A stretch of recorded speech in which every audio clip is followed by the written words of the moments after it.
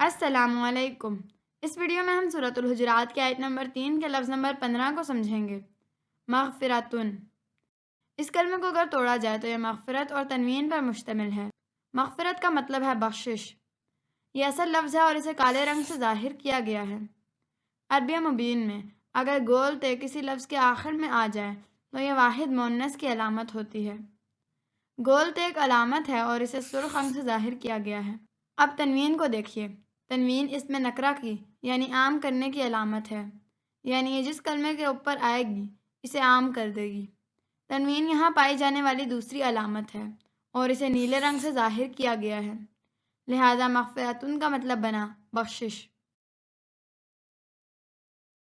یہاں یہ بات غور طلب ہے کہ عربی کے لفظ مغفرت اور اردو کے لفظ مغفرت دونوں کا مادہ میم، غائن، فے، رے اور تے ہے اور دونوں کا مطلب بخشش ہے، لہٰذا عربی کا لفظ مغفرت اردو کا لفظ مغفرت بنا ہے۔ اردو میں اس کا ایک استعمال دعائے مغفرت بھی ہے۔